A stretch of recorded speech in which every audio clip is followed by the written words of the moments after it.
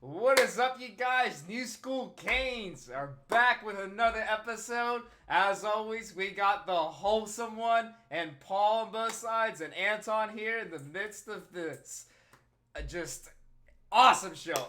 Epic of energy, excitement, new vibes, Diaz era, and this is episode 4.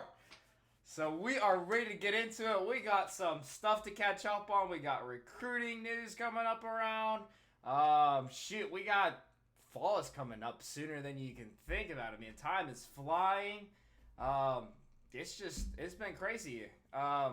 So I guess I'll start it off. Wholesome and Paul had several topics, so y'all go ahead and start shooting them. Start talking about whatever you want, and we'll join in and just have some awesome time.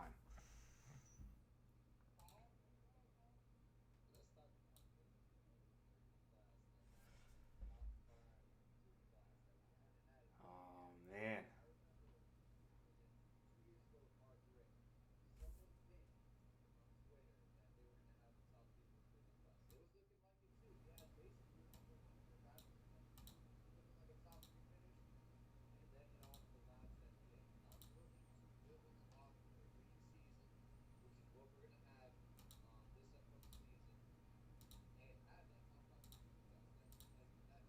Recruiting class Randy Shannon had his first year, and develop those kids. That's how you start a winning program again.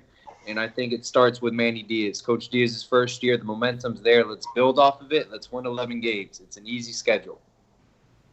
Hmm. Hmm. I second all of that.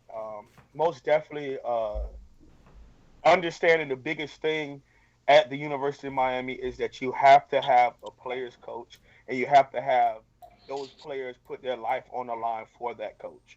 Um, you want to get to a point where South Florida, the reason why you come to Miami isn't because of the people who used to be there. It isn't about the tradition that is there. It's about you wanting to go make your own niche. You going to put your own stone in the wall. You want to be able, there was people before Michael Irvin who was great at wide receiver. But Right. after Michael Irvin, you had guys like Santana Moss who came here. Shout out to the cousin, came here and wanted to do his own thing.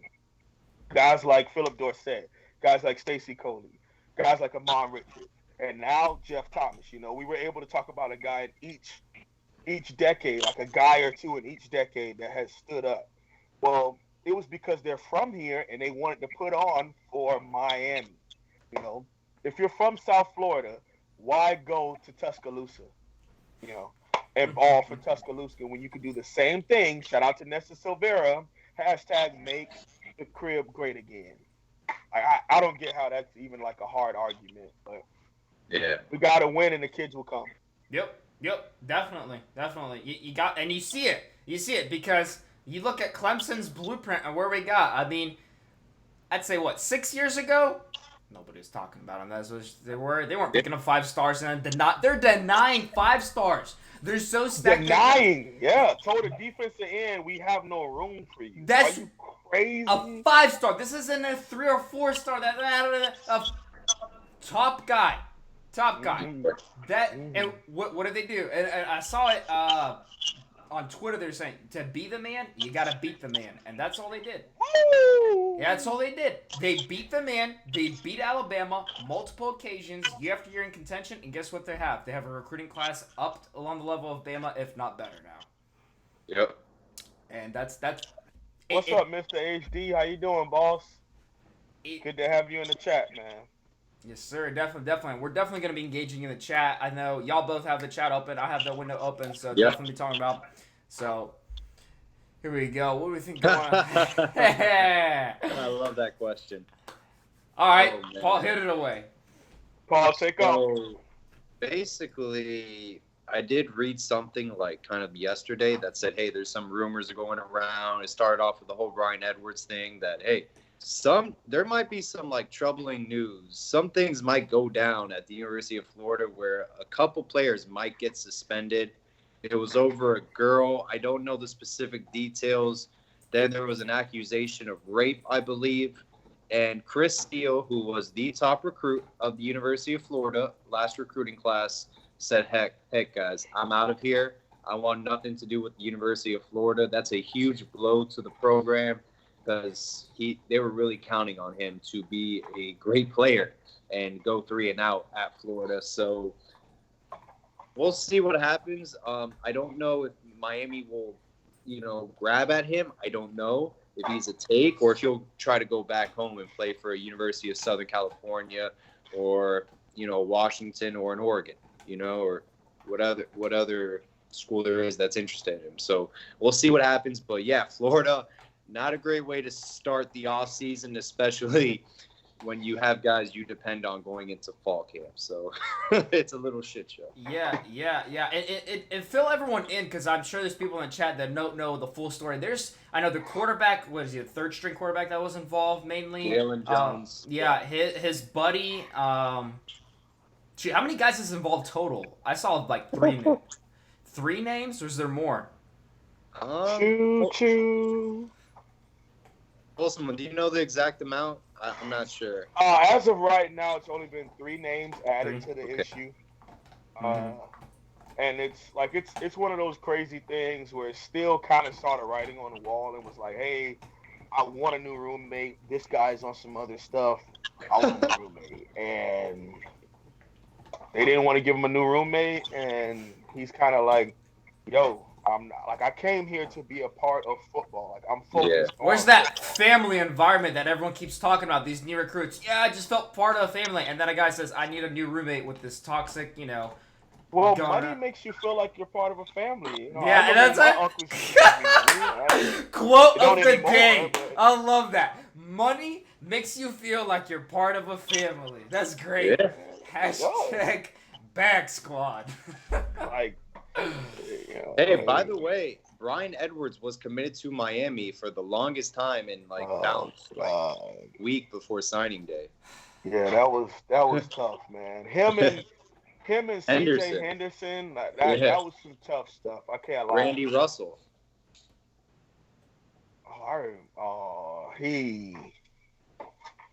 But that's something that I try to explain to people a lot. We have to really start, we're becoming irrelevant to these kids, man. We have to start winning, like, consistently. Yes. And I get that that's something everyone says, I was sitting there watching the Gator live stream. I forgot, Gator Breakdown or something like that. Okay. Because as someone who, wants to get into coaching, you have to know your opponent. So I'm sitting there listening to them talk or whatever, and so somebody was like, hey, how do you guys feel about the first game?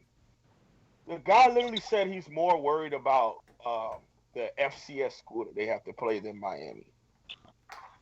That's what I want to hear. Let him talk. Though. That's literally what I want to hear. Let They're not talk. ready. Yeah, exactly. But we're hungry. But I see what you're saying. But I mean, that's your point the same mindset that these damn recruits have when it comes to the youth. I follow what you're saying, though. Yeah. You feel me? This shit doesn't carry as much weight as it used to. We can't keep living off of, 2017 ended horrible. While it was going, it was beautiful.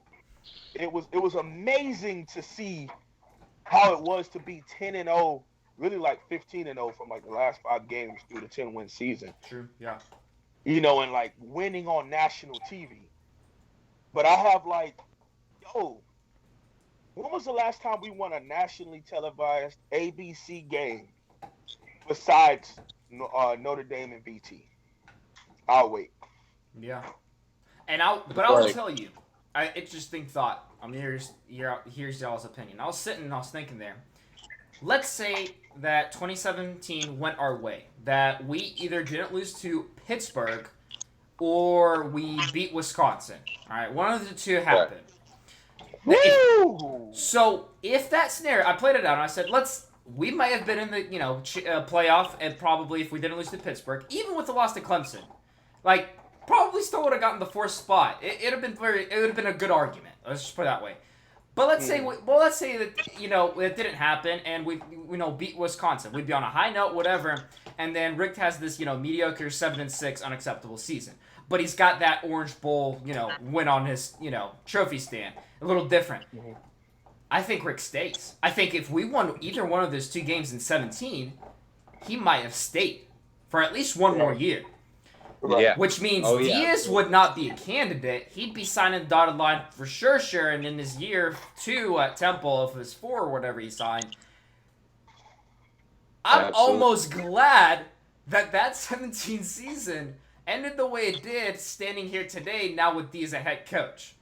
Because I like, it's tough. It's sad, but Rick would have had what, maybe one better year left in his pocket somehow if that momentum happened, maybe 2. It'd have been back to, maybe 8 and 9 win seasons mediocrity after that. Not this Diaz standard of, no, we don't lose to no team at home. We don't compete for 10-win seasons. We compete for all of the championships every year. You come to us or you get your ass handed by us at the national championship. But I'm curious to see y'all guys' thoughts if you agree or disagree. I feel it. Hold on. Before, just want to say, what's up, Mike Davis? How you doing, man? Yeah, what's up, man? Good to see you. The Pringles guy. Appreciate you guys Pringles coming guy. in. And Cooley, what is that? Sheldred Cooley. Sheldrick Thanks for Cooley. coming in. And Yes, 305G. sir. 305G, man. Thank you all. We truly appreciate y'all in the group chat, man. We're gonna make sure that we're a lot more interactive with the chat. Absolutely. Especially with a couple of things that's coming up. So I'll tell you guys right now, we're doing top 5 Canes on offense and top 5 Canes on defense since 2009. So come up with your own list in the chat. Argue. We'll get to that. But right now we're doing updates. Go ahead, Paul. Let's not get way ahead of ourselves, guys. With Coach Diaz, remember, we still got to see him play under a full season as head coach. Remember, his first season as a defensive coordinator at Texas, he was canned right after the first season. Yeah. Now, it is exciting. It is very exciting what he's doing, no doubt about it. Getting Coach Enos to leave Alabama and become the OC here. Getting Coach Baker, what he's doing with the transfer portal. Don't get me wrong. There's a lot of smoke, a lot of positivity, a lot of momentum going at Miami. It could be a sleeping giant. But let's see him. Let's kind of see our assessment with Coach Diaz after a complete season, after a recruiting cycle, and then let's evaluate him more. He hasn't coached his first game yet. Let's see how he does as a head coach, before we start, saying he's our savior. I'm very excited. I think Mark Richt, he kind of just lost the passion. It wasn't there anymore, and he agreed. College football is a whole different world than it once was. The Bobby Bowdens, the Joe Paternos, the Lou Holtz, that's all in the past. It's a new era. It's Lincoln Riley, Dabo Swinney, Nick Saban, Manny Diaz. I will say, when I say that, though, it's not Diaz's 2019 season. I'm excited about his potential, just general future, because he's such a young guy. I don't expect Miami to have a natty in first year, Right. But I'm following you. He's He's unproven talent. Him and the whole team. He's unproven prestige. It just seems to me like it's a nice, fresh wave of momentum that I feel like he hasn't made a misstep yet. And it seems to be going in the right direction. But I'm with you. I mean, we'll be talking completely different if he gets a 5-win season. Right. Absolutely. All right. I don't really know if it's a rebuttal to what you said. Like, I'm not opposed to what you said and how you feel. But everyone here, just like we talked about in episode 1, we were all excited. With every head coach comes this new vibe to where things will be different. Right. You want to see how this head coach is going to react to certain things. With college football, I feel as though there was a point that at the U, we were back here, and college football was like 5 to 6 years ahead of us. Yes. With the mindset of like how to nutrition and like how to feed our players, how to do conditioning tests, and how to lift weights. I feel like college football was ahead of us. Yes. And we're slowly like becoming modernized in the way that we do things, not stuck in our old ways. And like if we're being honest, I love Coach Swayze, the guy who trained the 99 teams and the early 2000 teams all the way through. And a lot of people didn't like how Swayze was fired, and I have no disrespect towards him. I love what he did for the University of Miami, but you have to try something else to see if there was going to be something different to come out of it. And now with Coach David Philly, when I watch his videos, when I look at it play, and I talk about this every live, I talk about this in every video. Yes, you do. We finally look like we could have like our offensive tackles look like they can play at Oklahoma. Like Donaldson Yes. looks like he can play at Florida. Donaldson looks like he can play at Florida State. It got to a point where a bunch of our players look like they can only play at Miami. Yeah. And like not even good Miami, like not the U, just UM, like Yeah. six and six, 7-6.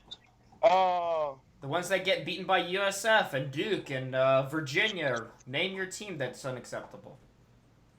Hey, throw up the turnover chain, Mr. HD said that. Yes, sir. Yes, sir. Gotta get the bling on. It's okay. I got my coach's sideline attire, 2017 edition. Just saying. No This was flex or anything. $180. Jesus Dude, it's Christ. nice. I know. I picked it out immediately. I was like, oh, he's got it. He's got that's freaking official, genuine. Yeah, you know, talk about Look at that. I'm sticking, you know, talk about D's and something, everything. something. Nah, yeah, man. Yeah, man. What's something else that I kind of want to talk about before we got into the top five? Recruiting. I think we need to calm down on if we had Diaz when Golden was the head coach, we would have been contenders. Absolutely. Absolutely. The Pringles guy. Thank you. Yeah, I 100% agree. If you give me Al Golden, because the way Al Golden was recruiting, even when we had sanctions, was crazy.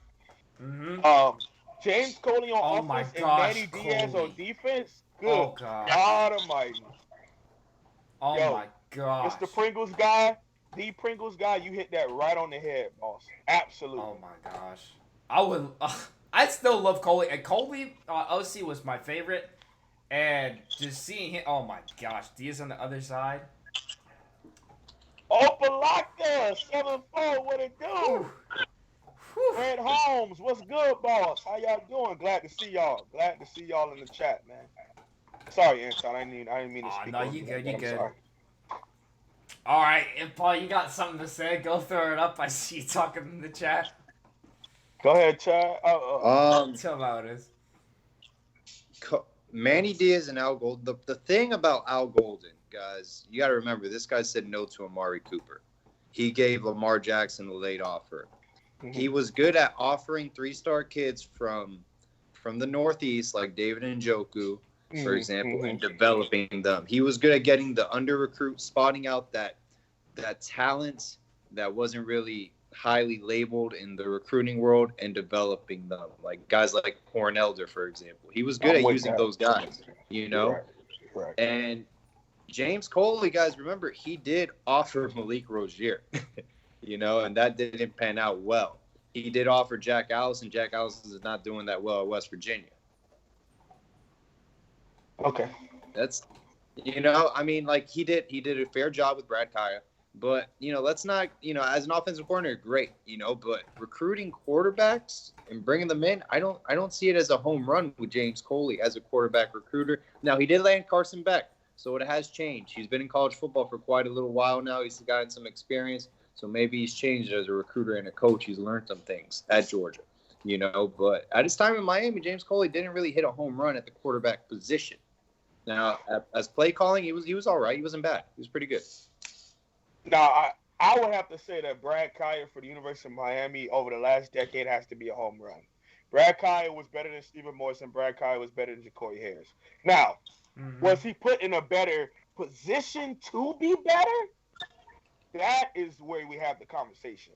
Because I think Stephen Morris had the highest upside out of all three, if you ask me, and being able to be in almost any modern offense. Stephen Morris could have been in almost any with his mobility and his arm strength. Yeah. Morris was nice.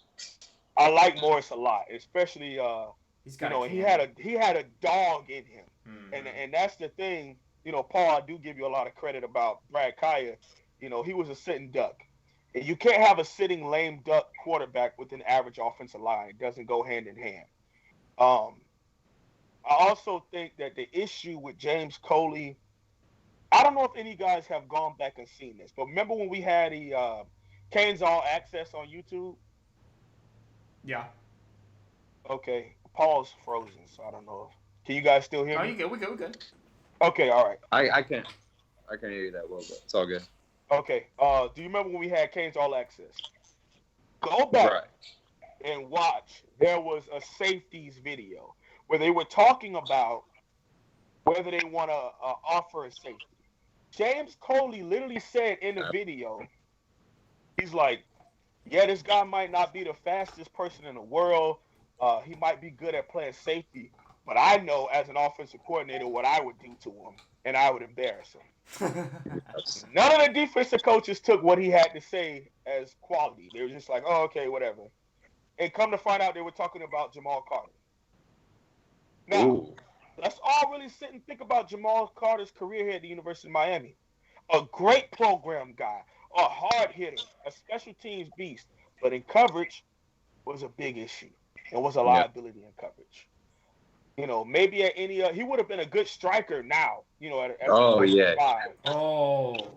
But him as a too high, you know, it wasn't the best. But I bring that up to have the argument about James Coley's recruiting. Some people don't understand, as an OC and as a DC, you still have to go through the head coach to hand out official offers. Right. So what happens is they might have a list of guys and that they're thinking about offering, and then they present that to the head coach. And they present that to the recruiting coordinators and things of that nature. And they all argue about whether that guy's an offer, whether that guy's a Miami guy, and then they go back and forth. And sometimes the OC wins, and sometimes the head coach says, no, I don't want that guy. So let's talk about Al Golden's recruitment of the higher caliber players here at Miami. Well, if we're being honest about Amari Cooper was absolutely nothing until his senior year. He was not on the radar until his senior year. The issue was Al Golden was going after the high 4 and 5 stars in Dade, Broward, and Palm Beach County, and then go get his 3 stars out of state. Not understanding that it would make more sense to fill your roster with high 3 and low 4s from Dade, Palm Beach, and Broward County, as opposed to bringing in a North Carolina 3-star. Right. And then if you bring in the 3-star from Miami Northwestern, the 3-star lineman from Norman, the 4-star lineman from Central, South Ridge, to build that relationship with the coaches, when it comes for you trying to recruit that high 5-star, you will have the coach backing you. You will have his former teammates backing you, saying, these coaches have done right by me, and now I'm able to recruit the 5-star. Not to go on a long tangent, but that's what, from what I've seen, was the issue when it comes to Miami recruitment under Al Golden. Not to stay in the past, but Very well said. Very well said. And I'm with you. And I think it has a lot to do with his background with Al Golden. I don't know, like his roots. I feel like affected it. See, the thing is, you have to have it, when it comes to this coaching thing, there's a yin and a yang to it. All right. 9 times out of 10, you don't get great coaches recruiting and great high player development. Usually they don't go hand in hand. You have your exceptions with Alabama. You have your exceptions with USC at a point. You have your exceptions with Miami at a point. But then you usually have these great players with subpar coaching, a la Florida State under Jameis Winston and Jimbo Fisher. You have 3 stars with elite coaches, a la your Clemsons. And so you have to find a happy medium in between, to where you look at your staff and you say, okay, we do better with better players because we don't have the best developers on the staff. So we have to make sure we do good to great recruiting because I don't have good developers of football players. Or if you have great coaches, you can say, all right, we can take a chance on a 2 or 3-star guy and bring him in and coach him up. Just like Michael Jackson, just like Sheldon Redwine. You see what happens when you take a 3-star guy and you put great coaching, you get guys, you make them draftable. As opposed to Jamal Carter, who was a high 4-star, who didn't have the good coaching until his senior year. Right. Hmm. I agree 100%. I don't know what else to say. I'm with you. Do y'all want to start on the top 5 players? I already see some people in the chat are throwing some up. Hey, it's Paul's show. We're gonna let Paul go. All right. My top 5. I'm not gonna include any. I feel like there's one that's everyone's gonna name, so I'm gonna take him out. He wasn't really my favorite since 2009. So I would say David Njoku, Corn Elder, Travis Benjamin, Sean Spence, Oh, and Ray Armstrong. Oh, so you're putting 5 total. Everywhere. Okay. Oh, okay. I thought it was like, because when I brought up the idea, I was saying like 5 offense, 5 defense. Oh, okay. That's my fault then. No, you good. You good. Oh. Okay. I'll read off Q Irvin's and then I'll do mine just because I don't know if anybody's addressed that yet. But top 5 offense by Q Irvin. He said at number 5, D. David Njoku. At number 4, Alan Hearns. Shout out to the Cuzzo. Number 3, Lamar Miller. Number 2, Philip Dorsett. And number 1, Duke Johnson. I think that's a great offensive list. Mine would be pretty similar to that. Mm-hmm. Go ahead, Anton. What were you going to say? I was gonna say, yeah, I would only probably change maybe 1 or 2. That's a very solid one, and my favorite. That was a great offensive list.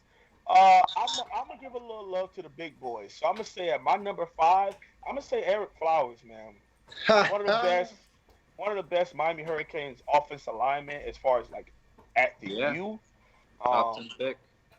At number 4, I'm gonna say Orlando Franklin. Wow. You know, like I said, I'm giving love to the big boys. Okay. At number 3, I'm gonna go Travis Benjamin because it's just dynamic, man. Before we had Jeff Thomas, before we had Amon Richard, before Philip Dorsett, before Stacey Coley was, to us the OG Travis Benjamin, man. Like those bombs and posts. Anybody who you may not be, you're young, you may not know these guys. They were over a decade ago. They're still in the NFL now. That should tell you something because they were here when we were like poo. Travis Benjamin was bombing Florida State DBs every single year, and it was like nothing you could do. He was known as the whisper in the wind. He was that quick and that fast. Number 2, I'm gonna have to go with Duke Johnson at 2. Duke Johnson he's a program carrier type of guy. If we don't sign Duke Johnson, if he goes to Florida or if he goes to Alabama, I don't know where Miami would be right now. He really carried that. He really carried the program from 2012 through 2014, especially bringing in a lot of recruits. My number 1 is really controversial, man. Okay. I was gonna say because a lot of people Duke's did not like this guy. Okay. But when you think about what he had to go through at Miami and still keeping his head up all the way through his career, if he could get rid of those interceptions, man, he probably would have went down as the best quarterback in Miami history. But I'm gonna say Ja'Cory Harris, dog. I'm gonna say Ja'Cory Harris, and I'm gonna say why. Okay. Ja'Cory Harris, in his 4 years at Miami, had 4 different offensive coordinators. Okay. His OCs never made it through spring for him to learn the offense all the way through. He was a Miami Northwestern. He's a Miami-Dade County legend who went to the University of Miami. Because we didn't have that happen a lot. We weren't offering the Dade County quarterbacks because they weren't good quarterbacks. And, you think about all the big plays that he made. Yeah, he threw a lot of interceptions, and I feel that. But he still threw almost 50 touchdowns as a 4-year starter. I think he had like 47, 48. But then he ended up having like 28 or like 31 career interceptions. He would just go crazy with interceptions. But that for me is my number one Kane on offense, dog, because he helped us through a lot and really like carried the torch. I wish he was just a lot more successful. I'm with you there. And that's what I was thinking when I was compiling my list of top 5. I was really debating on which quarterback, and I'm gonna be honest, it was not your quarterback. I was thinking between Morris and Kaya, and Kaya was just too much of a sitting duck, and I felt like his potential for his senior season at East State and had a correct offensive coordinator for his style with a line could have been just bombastic. But that's like everyone. If you could have had this and that, you could have been amazing. Facts. So, I left. I'm gonna leave the quarterback out. Although I really wanted to put one in at 4. Oh yeah, that's not a bad idea. But at 5 is a very personal one because I remember he was just a big name when I started. I was a kid in 6th grade, and it was Leonard Hankerson. Hey! Oh man, I loved him. I loved seeing him on the field. I wish he didn't have all my damn concussions. gosh. He was doing good with the Redskins. I He had all them screwed my head off when it was Leonard Hankerson, and I knew little about football, but I knew if that brown object called a football was near this guy, it was going to be a good day. It was going to be a good day, and that was definitely, so I have to put him in at least number 5. Number 4, I would throw in Stacy Coley. I love seeing Coley. His speed and how he was in college, it excited me. Just any moment. I mean, he's like kind of a Jeff Thomas guy, but just any moment you never knew. And I kind of got with that because I'm always a speedster, and I love seeing that and how he was. I loved him. I loved his energy. I loved how he was, and it was exciting. Number 3 being Joku, just a solid tight end. Played real, and now his NFL career, what he's doing is just incredible. I had a tough time putting him at 3 because my top 2 were running backs, and I felt like I shouldn't give the top 2 to running backs. But they were so explosive, and this one hurt me. And if he had stayed, I think he could have done better. But Lamar Miller at 2, I really felt like Lamar Miller. He left too early. He had such potential. And he stayed a little bit longer. He was just he was on the verge of just, like, Heisman level running back production. He was on a lot of Heisman. He was a dark horse, and I was just big. It was just, this is a fan choice for sure. It's not like, his production wasn't bad, but it's not in top 2 offensive guys. But I really felt, and number 1, Duke Johnson. Oh my gosh, I love that guy, obviously. And that's a given one, but I just did. And him explaining why he chose number 8 because he wanted to be the last one on the field standing was just like, that's my guy, man. I mean, I love that. He's always had a smile beaming on his face. Just a great kid, a great guy. I loved him out on the offense. So those are my top 5. A little opinionated, but definitely. No, I feel it. I mean, I like the fact that we're knowledgeable. You know, of course, sometimes we're here, like, taking down notes. Like, well, I love watching film and taking down notes. That's just my thing. But we're able, you feel me? That's why I was so excited about us doing this show. We're able just to talk about the University of Miami through our personal experience, you know? And us talking about these old school guys, like, that's crazy for us to really sit up here and say, because we all remember when these people were either in high school or at the University of Miami as freshmen and sophomore, and they're considered OGs now. Mm-hmm. 2009 was a decade ago. Let that sink in. And, you know, we're able just to flow and you know, talk about people who were important to us in our, like, childhood growing up as Canes fans. You know, that just means a lot to me. But, you know, I look at these lists that's on here, and we all have the same type of mindset. Duke Johnson, he's at least top 3 for everyone. Yeah. Fred Holmes, he says Corey Harris, Duke Johnson, Travis Benjamin, David Njoku, and Leonard Hankerson. Yeah. That's a solid list to me. Like, that's an explosive list. You know? But you know what? I can't wait. I messed up. I messed up. I mean, I feel like this one was too recent, and that's why I kind of gave away this roster.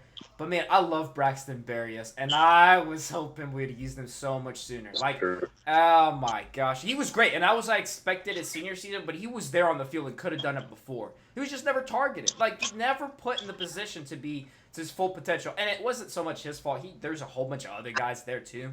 But man, I love Yeah, Berrios. he was there at the same time with Malcolm Lewis, and they played the same position. So it was like a toss up with those two guys, just like kind of like with Jeff Thomas and Mike Harley. Are we gonna have two 5'8", 5'9" guys on the field at the same time? Like, Yeah. wow, this guy said that Armstrong was trash. Wow. He's in the league still. That's what I'm saying. Yeah. And that's what I was gonna bring up about Lamar Miller. We all talked about how we love for him to come back, but I didn't expect him to have an 8-year NFL career as a 4th-round draft pick. Like, he's doing his thing. Yeah. Yeah. Okay, where is he at last stop? Because he was at the Dolphins, and where is he? That his last stop currently? Because I know he's been tough. He's with the Texans, I think. He's a starting Justin back for the Edwards. Texans right now. He's back at the Texans. Okay. Yeah, because he was with the Dolphins, drafted him, played there 4 years. That's right. got He's a at the big Texans. contract to go to the Texans. Why did I think he was still at the Dolphins? I feel like I remember him being at the Texans, but I feel like he got like traded from there for some reason. Did he get injured this past year or something? Yeah, he was. I mean, he had a Pro Bowl season, but Alfred Blue did get a couple of starts this year in place of him. Because he was kind of in contention with another guy, but doing solid. Gus Edwards. Oh No.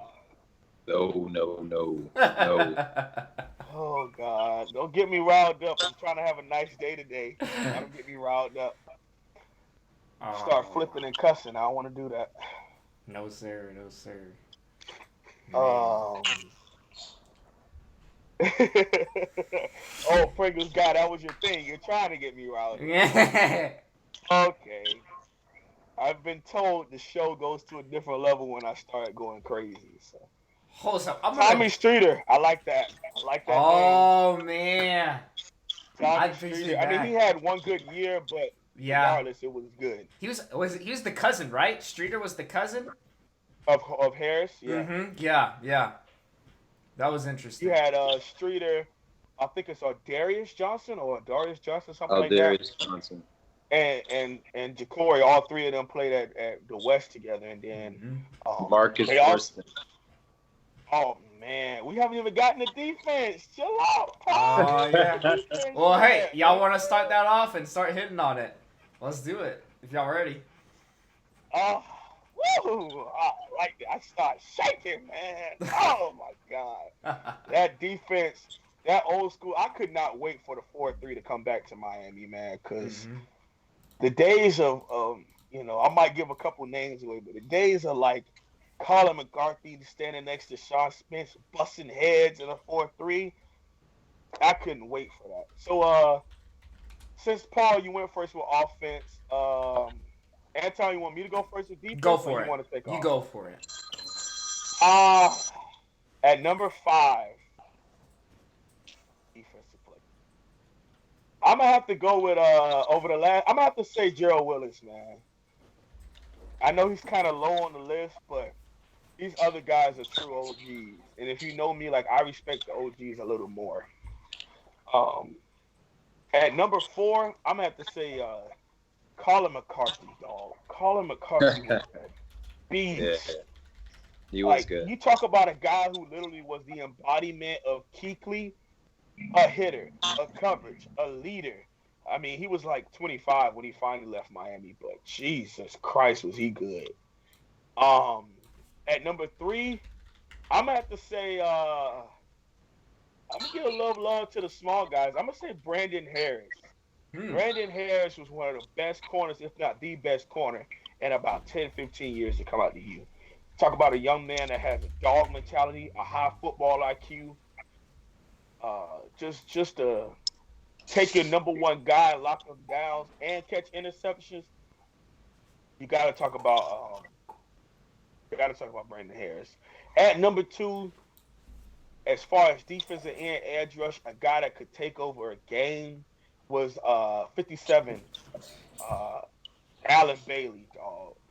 Allen Bailey is with him and Olivier Vernon back in the days with the ugly green Nikes. Boy, they was a beast, man. They was a beast. But my number one, all right, this is cheating. I got number 1A and 1B. This is kind of cheating. But to me, you talk about OG linebackers, dog. Fitz and Denzel Perryman are tied for my number one. I can't not put both of them at the top of my list. A combination of, yet again, coverage, speed, hard hitting, leadership, showed up in big games, made plays no matter who we played. Every single week, 52 and 31 came to play, and they played like Dade County dogs. And that's something that they brought to the table that I was beyond excited. I could not wait to see the defense go on the field to see those two play. And I was excited to see them play together for the 2012 season, at least one season together. All right. I got my top 3 so far. I need 2 more. I know the names. I'm just shuffling around their positions. I'm thinking about it. So you throw up yours, Paul, and I'm gonna think on these where I want them in the position.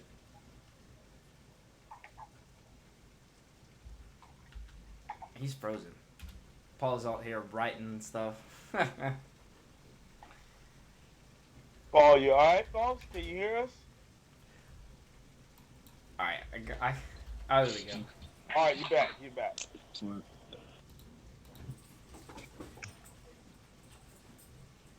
getting a phone call there, boss?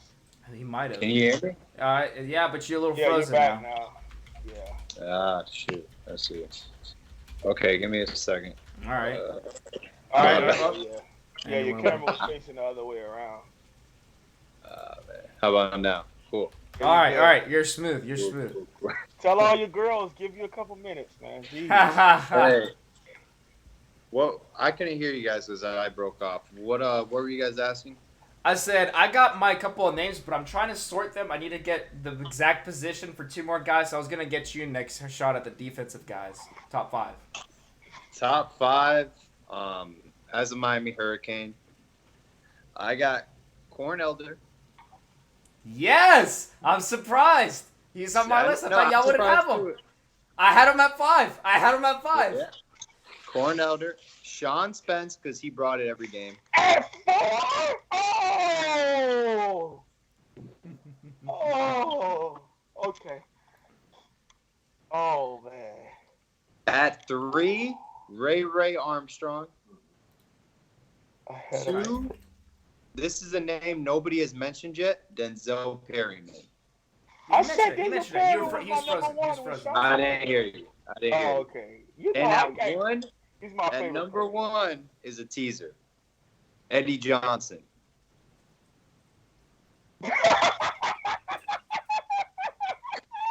Best freshman year in the history of Miami Hurricanes football, hands down. What could have been? No, you're serious. Eddie Johnson, best freshman year of all time. He was the Willie serious? Williams. He was the Willie Williams of 2009 and beyond. He was the Willie Williams.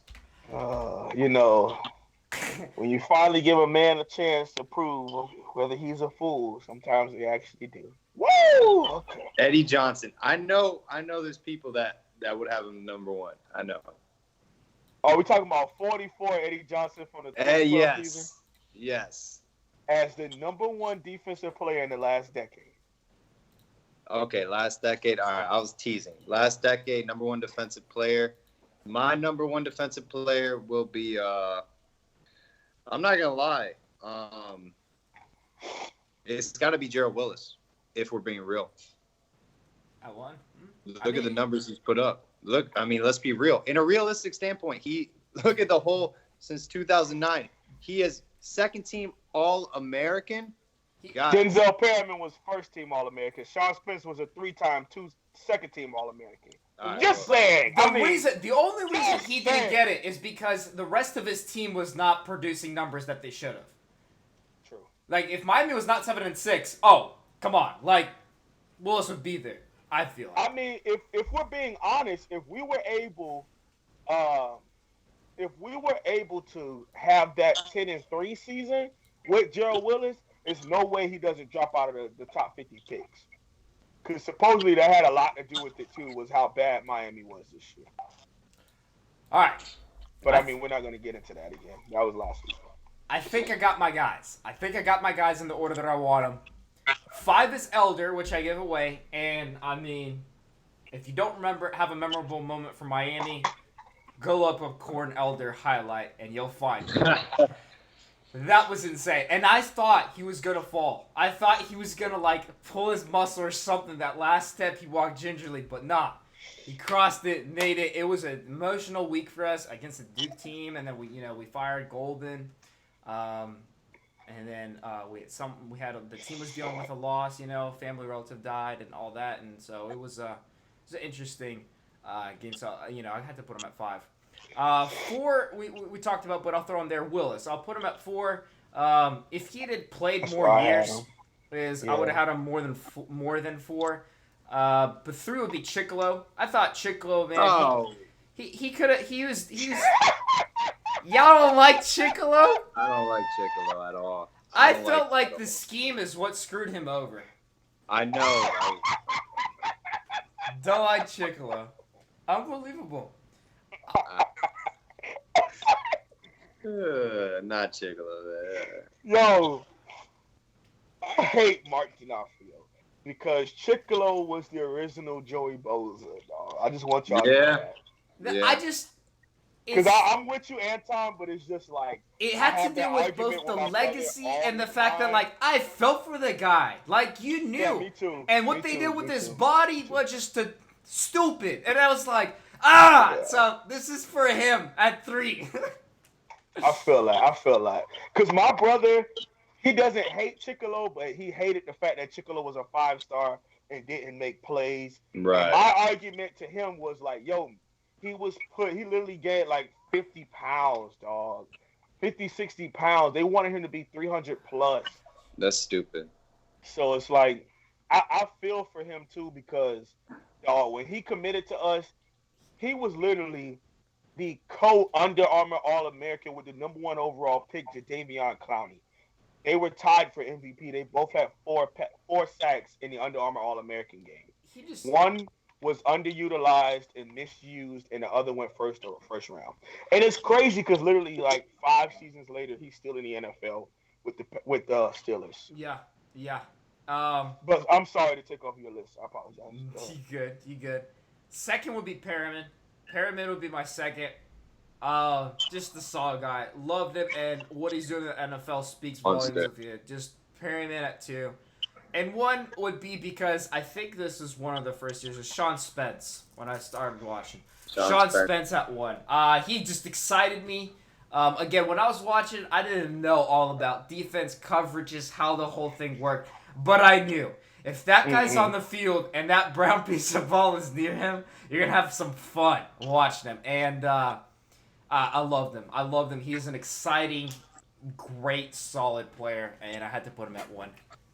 Absolutely. I had to cheat and put him and Denzel Perriman at 1A together. But that's what you missed, Paul, when I said like Denzel and Sean Spence, they were my 1A, 1B. Yeah, I couldn't have both of them off the list. They were amazing. So, no Deion Bush, Frank Dozier. I don't know. I just like he could have been there instead of Elder. Like I see that, but it's just he didn't have that moment like Elder did. And yeah, it was. Well, I mean that 2014 Florida State game, he was balling. I don't know if y'all remember that, but he was balling. I like Deion Bush, but no Artie Burns. Nah. No. Yeah. No, he had. Nah. Artie didn't show up in big games to me. Yeah. I'll weigh that in my list. Like, can I pull up a highlight of you in a primetime ABC matchup and you made plays? The consistency was the problem with both of those guys to me. It wasn't that they were. Chad Thomas, stay 1 more year, buddy. 1 more year. Chad. I guess, but we named all of our guys, I guess, other than Willis. Elder left more than 2 years ago now, right? 3, 4 Yeah. years. Yeah, I think he Been a We was. went, while. we went He kind was. of back 5 years in our lists, at least. Yeah, I mean, we went up to 10 years when it comes to like that old line defense. Because we took it, with perspective. I did at least, kind of like, okay, but are they translating to the NFL in any way, or do they have that potential to really be proven? It wasn't like a one nice year highlight film. I'm with y'all. All But right. see, okay, my question is, before we continue, you guys talk about Corn Elder. Let me ask y'all, are there any big time plays of Corn Elder playing corner in y'all eyes? Um, yeah, I can't remember any. There were. Yeah. I feel like in my opinion, there were spotty ones. They weren't in big games. They're against ACC opponents, and I was like, okay, that was a solid play. Good job, buddy. But I'm with you. I see what you're saying. Like, he didn't have that like, oh snap, jaw drop. Like that was a good play. Right. I'm with you. You know, he didn't have his like clamps locked down. Yeah. I mean, I remember him in a run game, like UNC. I remember him pulling up and popping. I remember him blitzing. You know, he was real nice in run support. But as far as in backfield, yeah. as him like in coverage, you know, like when somebody says, "What are some of the plays you could pull up about Michael Jackson in coverage?" Or you have the Virginia Tech swatted pass in primetime TV on a fly route, PI, that was beautiful. You have the 2 interception game against Syracuse. Now, as a senior, nobody really threw the ball to him, but That I was could bring up those points. Mhm. You know, him as in coverage. Favorite special teams returner. Recently, Well, yeah, Let's 2009. do a decade. Decade is the limit. I'll do Travis Benjamin for me. Yeah. I'm with you. I hated Shall we Braxton all with Berrios Travis back Benjamin? there. Jesus, I hated Braxton Berrios back there. But Too if you look at the conservative. stats, he actually was solid. But I feel you. Like, he left more to be wanted. Every single time. That's so I true. hated that job. And then the one time he actually did something with it, look at what he did versus Florida State. One time. Two Coley was- times, because in 2016 and 2017. Yeah. I was gonna say, there's his 2 moments. Hey, remember when Richard Gordon was having all this hype as a returner? You remember that? Yeah, I do. Wow. Do you remember when Al Golden had Jamal Carter returning kicks? I saw. Oh my Oh gosh. yeah.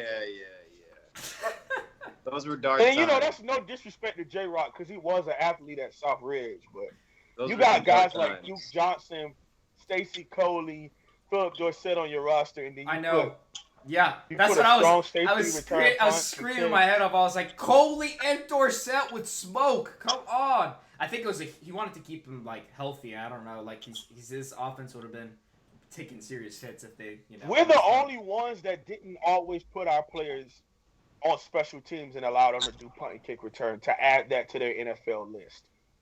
Like Duke Johnson, I understand he was our starting back, and we ran him till he couldn't breathe anymore. But imagine him getting a quick punt or kick return at least once or twice a game, an opportunity to return a kick, to return a punt, Right. just to give him a chance in open space. Because that freshman year, Boston College, right? Freshman year, Boston College. Freshman year, Bethune-Cookman. Mm-hmm. Now, you know, the only gripe that people could say about Duke was, you know, where was Duke Johnson in big games? So. True, because remember that Florida State game, the Jameis Winston one at Tallahassee. Yeah. He was balling though. He was balling. That was Until he got hurt. Yeah, that injury. And I was like, the way that we depended on him and how much, I said, man, Florida State is gonna have like a target mark on this guy, and they're gonna mess him up. And I mean, not to say that they purposely injured his ankle, is it's just football, but I felt like it, and you can kind of get it. Nah, they purposely hurt him. Like you Because can, they bragged about it for years. Like, they broke our best player. They bragged about it. They purposely did that. Jimmy Jonathan talks about it in interviews still to this day. Like, I hated him as a Baltimore Raven because he would always bring that up. and it was like, I just hate making those accusations for football, but I'm with you. Like, you watch things. Okay, this was one of the first years. This is 2009, so Texas Alabama championship, right? And it was Colt McCoy, right? The quarterback Right. at Texas, and he the you know the Heisman and all this, and all these guys are making their picks. Where Alabama was not like the solid great, like this was their on the year spark, and I was like, y'all, this is easy. That team is so one dimensional with Colt McCoy. Like he's not there, it's done. Now, it's your quarterback, your starter, but I'm like, they just there's really dependent on him. And I was like, they're going to have a target mark on this guy and they're going to injure him. What happened? What happened? And, it's suspicious and odd, but, you know. The funny part about that is people don't even realize that Ndamukong Suh literally almost won the Big 12 championship game by himself and nearly blocked the game-winning field goal. So they kind of like gave the blueprint as to how to beat that Texas offensive line with Ndamukong Suh, and that's why Marcel Darius went on to have such a great game. That's one of my favorite games to watch film of, to see like how Nick Saban was able to put a 5 technique in at 3 technique and just have him dominate a game. It was like amazing to watch. Who's the best wide receiver in the last decade? Dorsett. And honestly, Richards, we felt like after his freshman year, if it wasn't for what happened, man, he broke the records. But Yo, I love Richards, but to be honest with you all, my issue with Miami over the last decade is we would have this great wide receiver come in his freshman year, and we would not hear about them again until their senior year. yeah, and Like, Hank, they would get like film on them, and coaches would know exactly what they like to do, and they would be taken out of the game for the next 2 years. and their draft and where they went just kind of tells the story. It's like, oh yeah, could have been top end talent, but went draft round 4, 3, 4, Right. 5 maybe, because like there's so much of an athleticism you can ignore in some highlight films, but it's like the consistency wasn't there. Right. But you can't blame that on the development and the coaching personnel for sure. So, because I don't know, had you had a different coaching staff, some of the guys may have been a little different and thrown in there. Absolutely. I'm seeing in the chat some pretty good things being brought up. Rayshawn Scott, I mean, for as much as Jalen Ramsey loved to talk that smack, he got embarrassed every time we played them. Like Rayshawn Scott, an undrafted free agent, torched you for like 112. Mm-hmm. The year before that, Philip Dorsett, first round draft pick, torched you for like another 120. Like, those Florida State DBs really hated playing Miami. But Greg Cooper as a running back, at 6'2", running the clock, clocking in a 4.40, like I really do feel that because he was a beast. Greg Cooper was a beast, and without that knee injury, he definitely would have been a great player.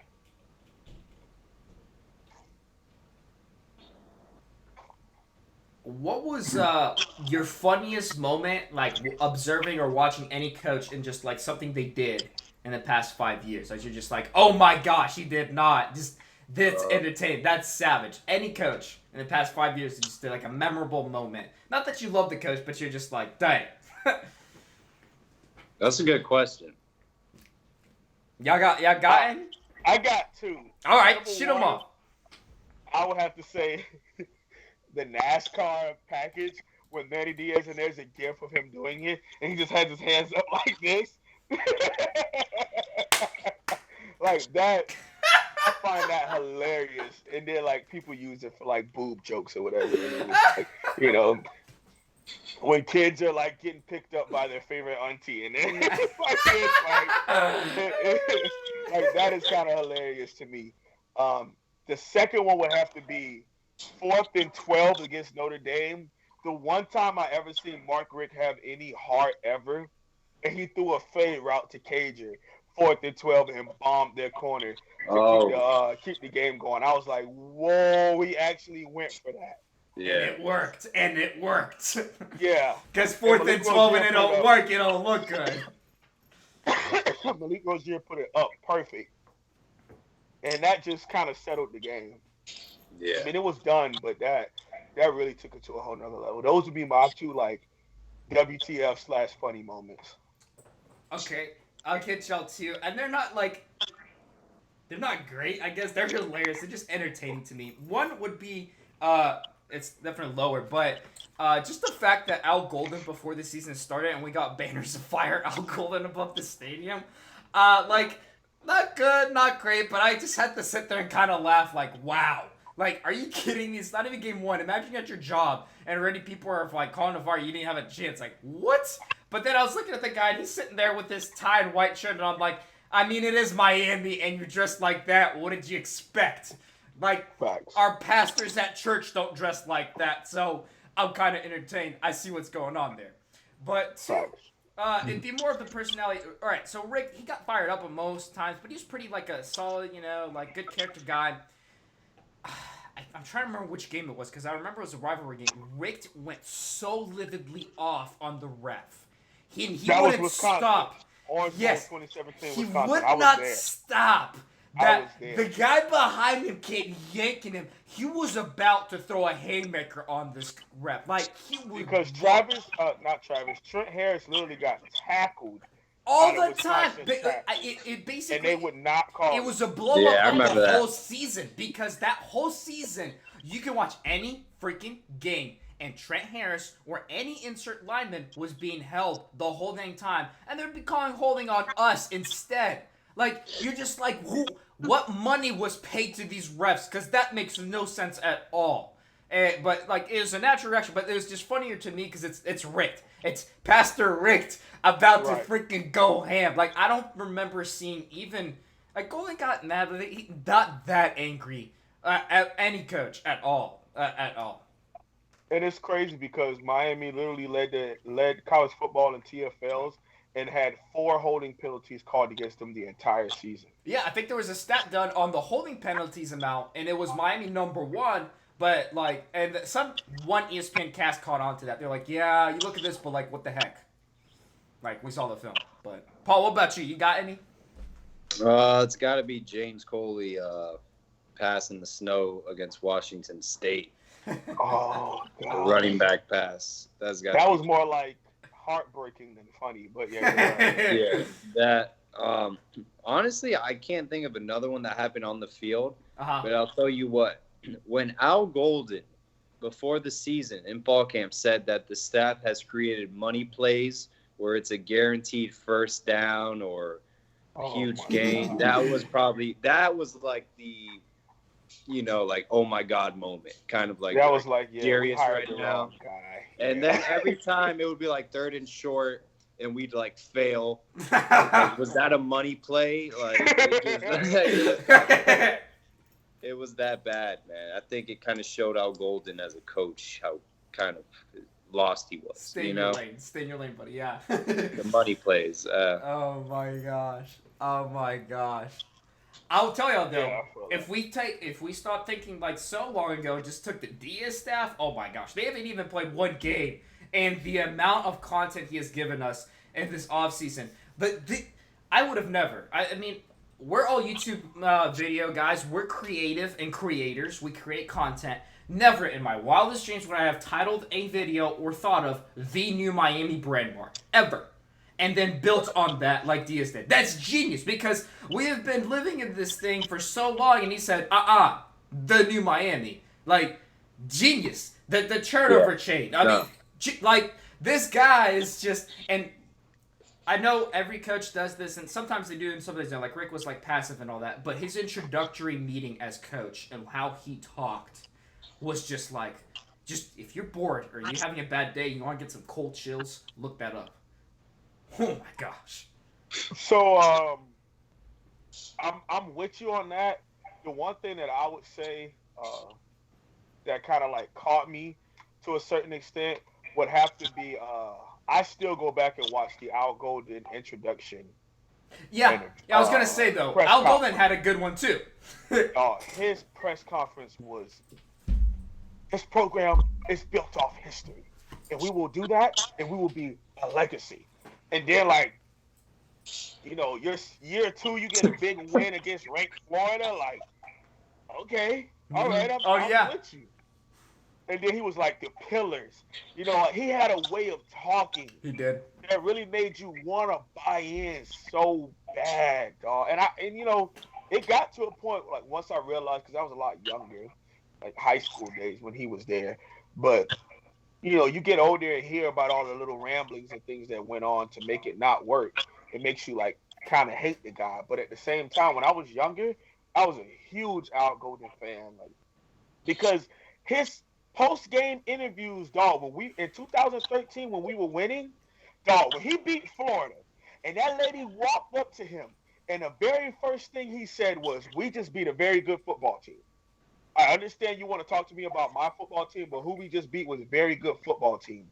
And I give all respect to them. They've beaten us in recruiting, but we beat them on the football field and at home. That gave me chills. Like I just got up and was like, oh, let's go. Then he took off and ran to the student section and said, this game was for you guys. This game was for the fans. We haven't won a big game at home in years, and this was for the fans to be able to give them something to be And proud of. Morris, man, I just how he ran up. I remember. Where were y'all at during that game? I was. Y'all want to throw that in, and I'll throw mine. Paul, go ahead. Yeah, I was in my college dorm, just in bed. Kind of had it on my laptop.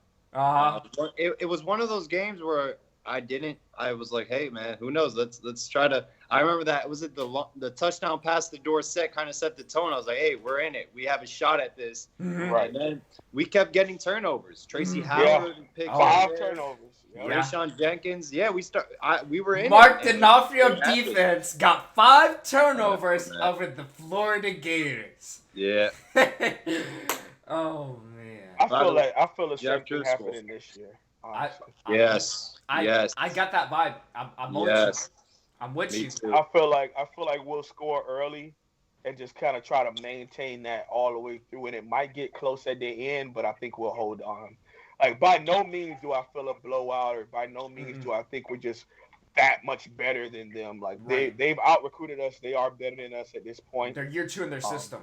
I mean, but you know they're young at a lot of places that we are older against. You know, young offensive line, we have an experienced defensive line. You know, they have an experienced quarterback, and we're young at defensive back, but experienced at linebacker. You know, so it'll be a tit for tat. But I was at home, and it's like I like talking about this game, but I also don't like talking about this game because I woke up at 4 o'clock that morning because my coach at the time promised me that because in Dade County you can get tickets to the games if you like let them know in advance. Under Al Golding, like he was just handing out tickets if you go with your like defensive coordinator or position coach or whatever. So my defensive line coach at the time, we went to the FAU game the week before together. Or was it 2 weeks before? No, it was a week before. And I was like beyond hyped. He was like, yeah, we'll be the same place as next. And it's literally like mid-level, like 2 or 3 rows away from the field at the 50-yard line. This is where all the coaches and recruits sit at. Wow. So I was like, okay, cool. We were there for the little FAU game, seeing a former player who played at American High with us, DJ Fry-Smith, who played in the NFL and played at FAU.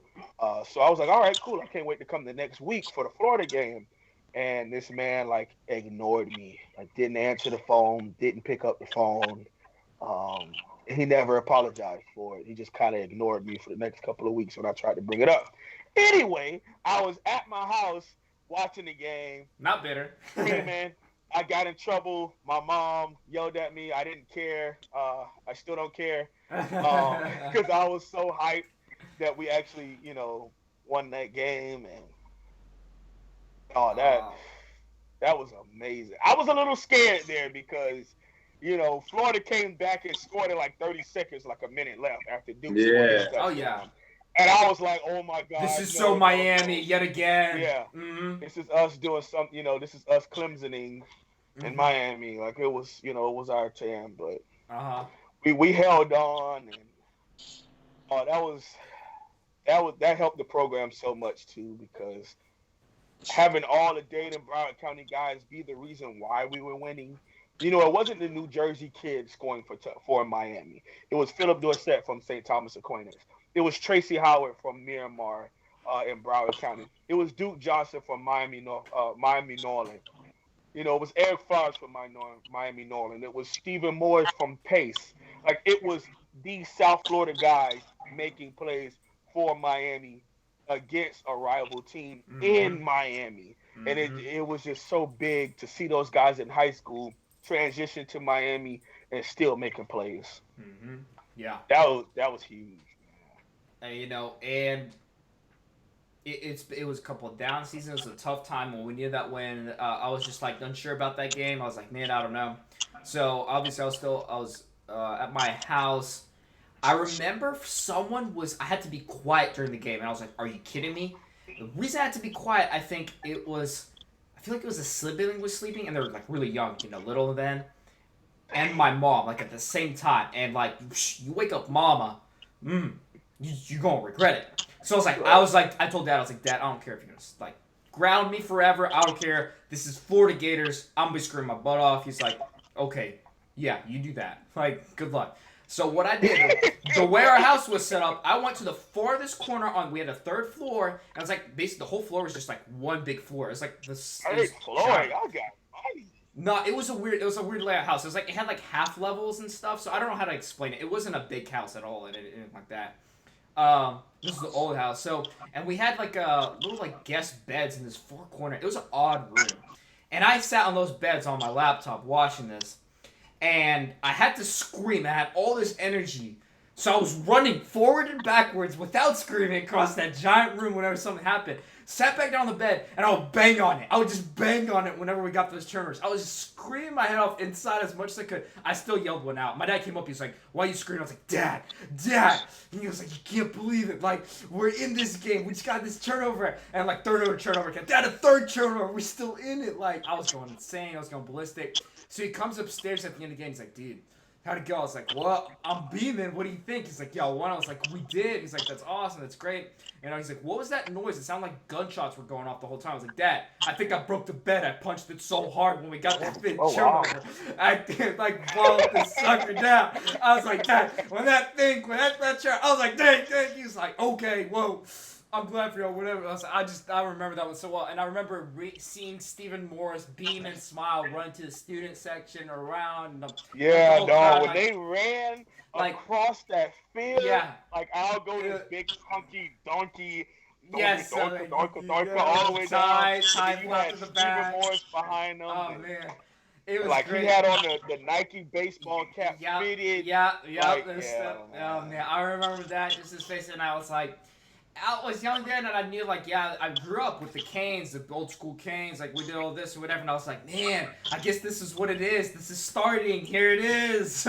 And the conversation started. I mean, all the newspapers are saying, Miami is back, or is Miami back? And I'm trying to remember the response by Miami itself. Like, some of them were kind of like, yeah-ish, and the others were like, no, we got to wait a couple more games and stuff. And I was like, I was hyped. I was ready. I was like, oh, no, we're back. This is it. Because I've never experienced it before.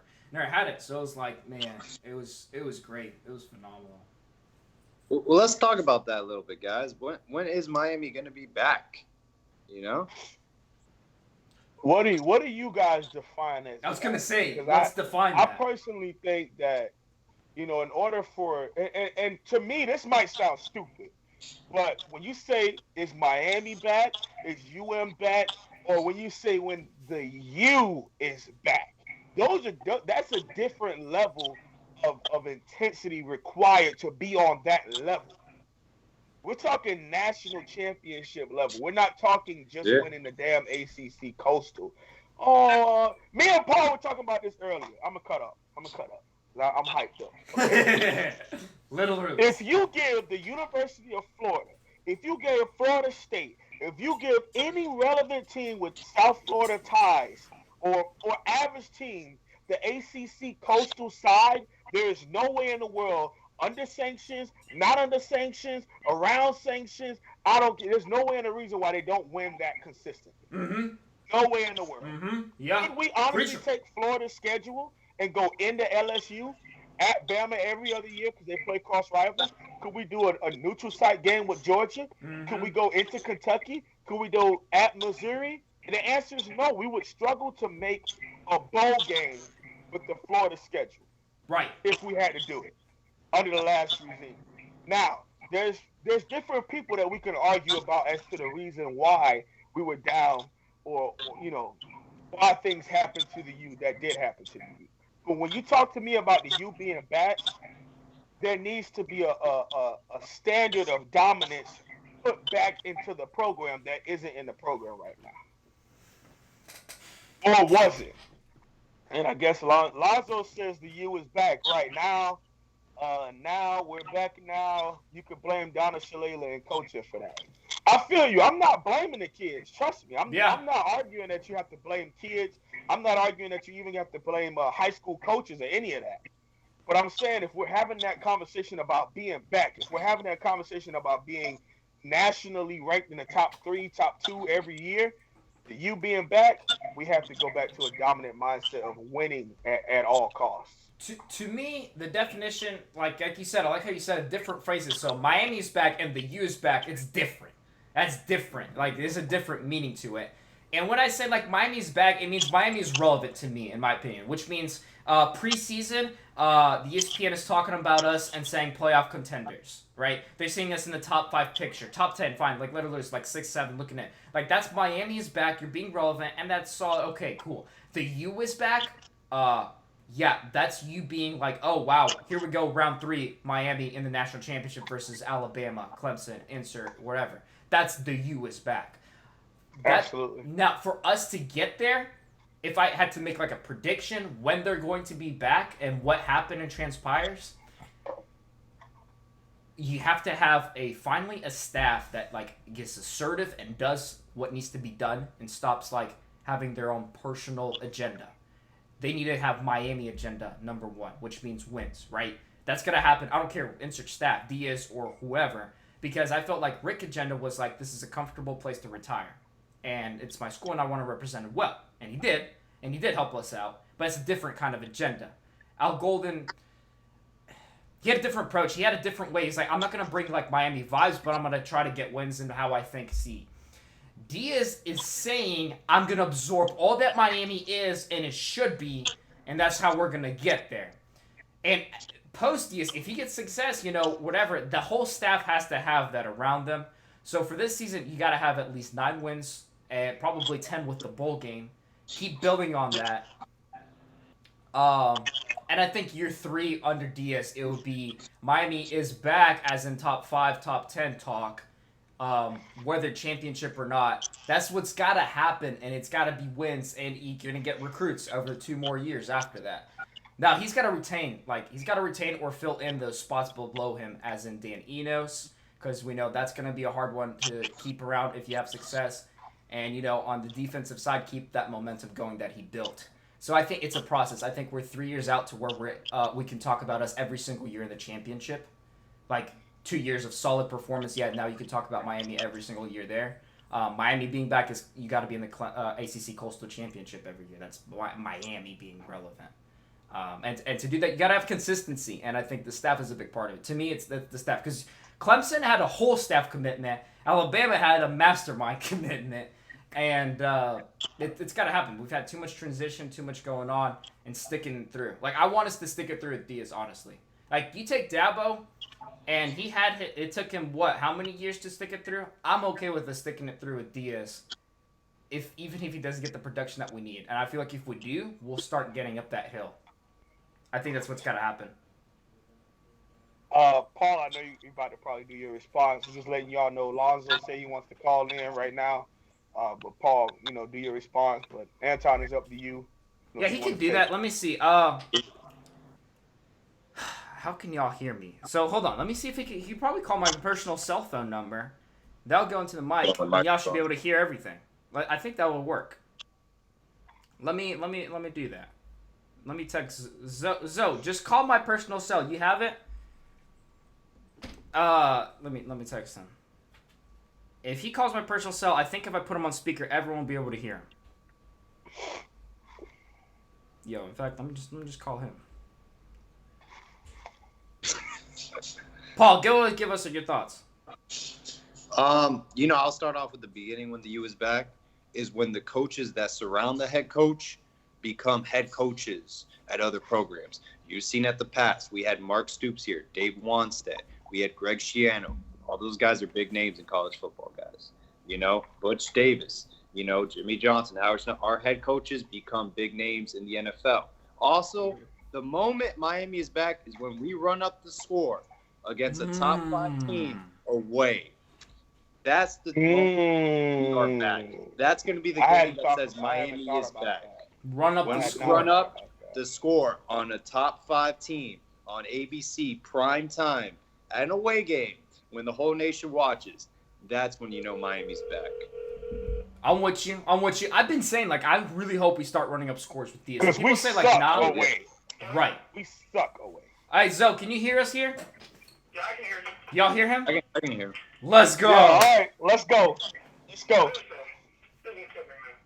All right. Go by the definition of the you being back.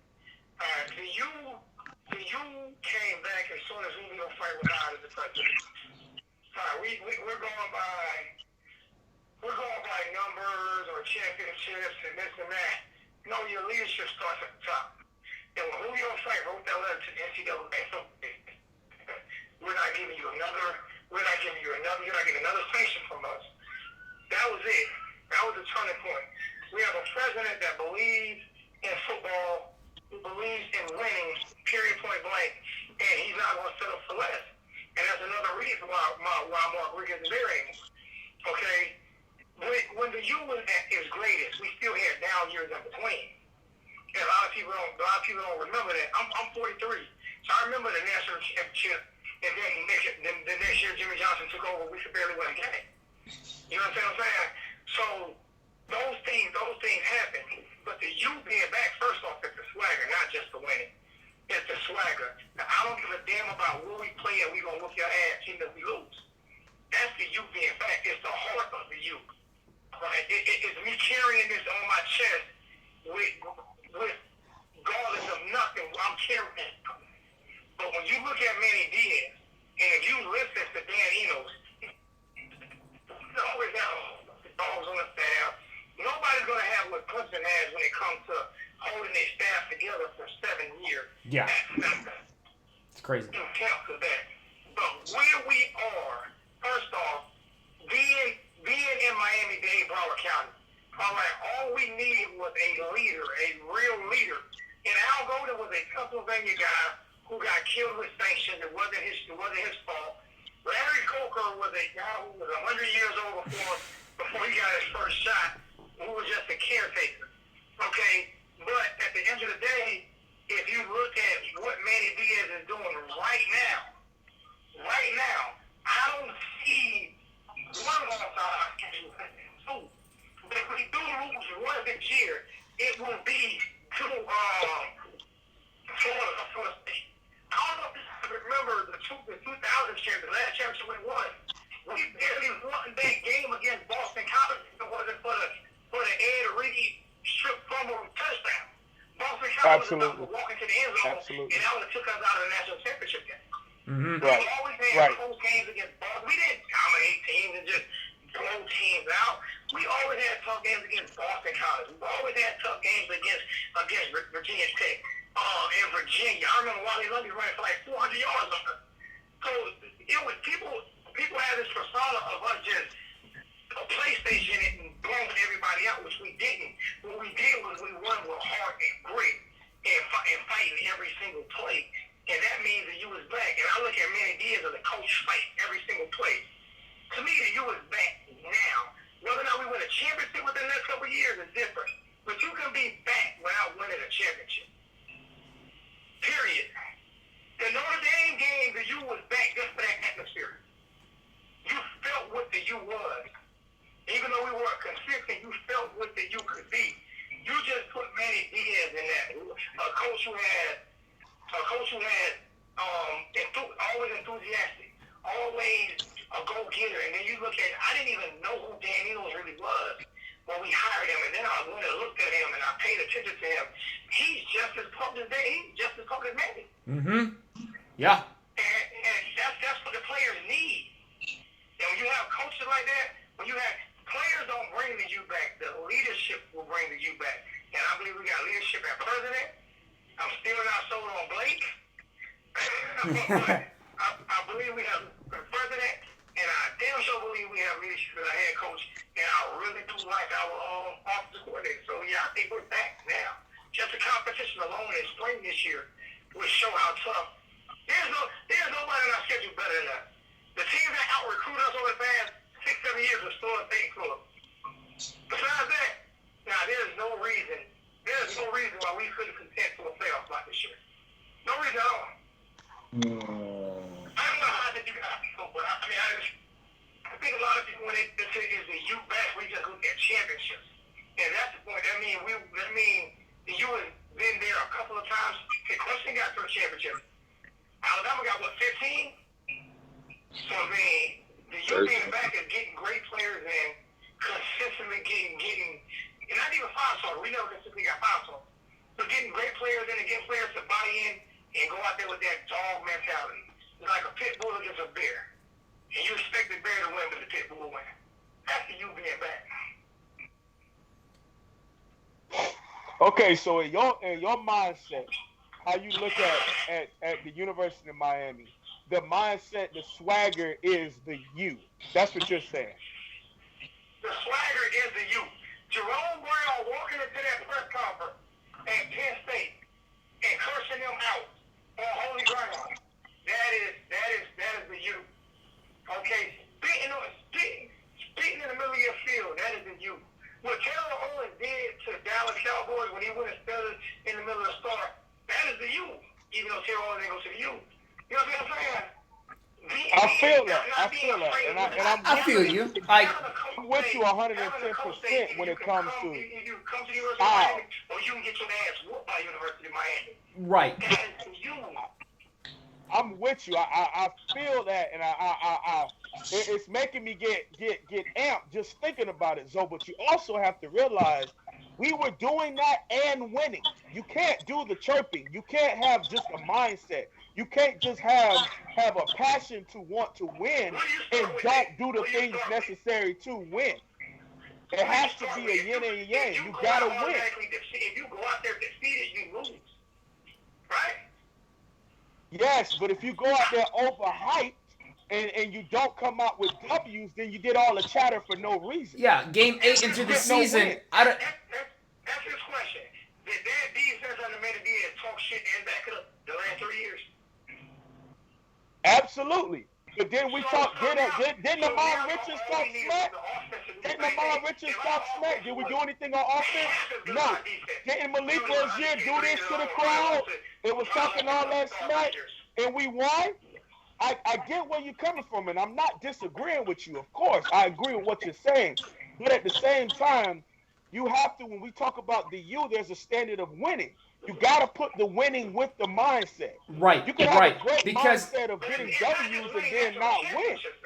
That's what I'm saying. I guess what we're saying here, Zoe, and I'm with you, like, the mentality has to be there. We're all in agreement with you. The attitude has to be there. It doesn't matter. You got to start there. That's definitely a start. But only having that's all you have, and no wins or titles to show for it. Game 10 or 11 into your season, you're looking foolish. Like, and it's got to come together, you know? And I feel like, how can you say the U is back when you look at them and they're 8-5, but they have this dog mentality? I'm not looking at last year, though. You're looking at last year. I'm looking at last year. I don't even think about last year. Pastor Rick is gone. We were the youth ministers under Rick. Okay? We were the youth ministers.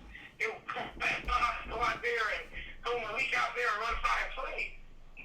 The U was an attacking. First off, the U is swagger. It's intensity. Let me say something to you, man. If I lose a fight, stand on my feet, and I don't bow down, that's what you do. Miami lost. Remember, they threw the 5 interceptions, and we lost that game. The day that you wasn't back then, we lost that game, but we should have won that game. You know what I'm saying? The you being back is going out there knowing every week you can beat anybody, and you put fear in the teams, and teams give you their best. Over the past few years, they weak leadership. With weak leadership, you have a weak program. We've always had the talent. We've always had the talent. But when you have weak leadership, you play for North Dakota State, bro. You know every time y'all went on that field, it was we gonna whoop ass, regardless of what. You could have Absolutely. the same way. Absolutely. When we went into Iowa as the only FCS team to beat Iowa, we went in there with a mindset. You know, we broke on dominance, but it was because we had the passion, we had the knowledge, we had the players to do it, and then we actually went out there and executed. You gotta have the first part and the second part in order to come together. That's what I'm saying. You was back now because of the leadership. Hey, answer this question. When was the you ever there? When did they get there? Because of who? Howard Schnellenberger, right? Right? Yeah, we nod our heads, yeah.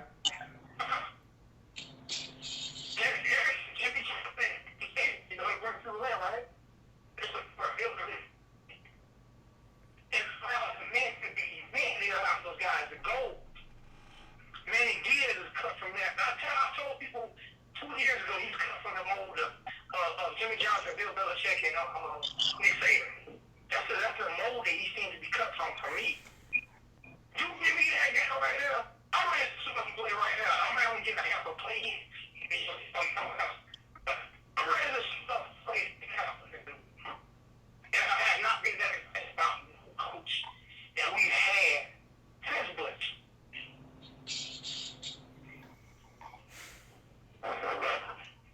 And the players are. So come to the players. They weren't just excited about Rick last year or the year before.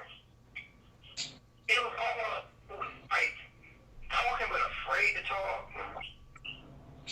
Manny understands the culture more than any coach that we probably ever had since Schnellenberger, to be honest with you. You know, the one thing I'd love to see, and it would solidify it, is having a vocal leader, like you said, being in a player embodiment. And we've had that on the defense side, and like you said, we haven't had it on offense really. And that's the thing that I had as urgency, even in those games where I was like, it's an ACC game, you should be winning it. We're down to this point. I'm like, who's gonna be screaming on the sidelines, getting his buddies out? And I'm not saying they didn't do it, that there was not that vocal leadership to keep pushing on, keep fighting. And that's something that I've been kind of thinking about and looking at certain. And I looked at some film. Perry out there trying his best to keep his team balling at a difficult time last season was something that was very interesting to me. And I'm not gonna say he's a quiet person because. I'm a very loud person, but when I was on a football team, I didn't feel like I had a right to talk until I did something. It didn't matter my status or whatever, and I had to build into that, team thing. And I think that any player, including Perry, he was, building into that position until Rick wouldn't give him that confidence. Rick would not allow him that confidence. His confidence would have won us more games, no question about it. And I'm excited into that season, whether it be the embodiment of Perry or any player, definitely on the offensive side, for Miami to be back, it's got to be vocal leader that doesn't matter what game it is or what the score is, what time, that they're vocally pushing their teammates to where they got to be. And I'm with you. I can tell you like this right here. The best and the worst thing is going to happen to Miami in week 0. The best and the worst thing is going to happen. The worst thing will happen. The best thing is no worst thing. The best thing is going to happen in Miami no matter what the outcome is. If they win against Florida, or when we win against Florida, it's going to be like, okay, we ready. If we lose against Florida, Manny is going to chop their ass up and they won't lose another game. I can promise you that. I will bet you that. Because he does not, he refuses to lose and doesn't want to lose. And when you can see him on the sideline wanting to fight Rick last year. Oh yeah. He was the one that he lost the most last season. There's not a single fan or debatably player as that defensive core because he did everything right. He did not do one single thing wrong, and he should have a national championship ring on his finger. And this is what I'm saying about you being back is because you look at play out in the spring game. But last year's spring game, this last spring game was not like this year's spring game. And I'm not talking about the player on the field. I'm just talking about how the players didn't even sit down. How they were all up into every single play. How they were challenging each other. I'm telling you, people get mad at me because they say, I've heard people say, oh, you jumping the gun, you back, you back. Well, I tell people, if you watch my show for the last 5 years, tell me when I was wrong.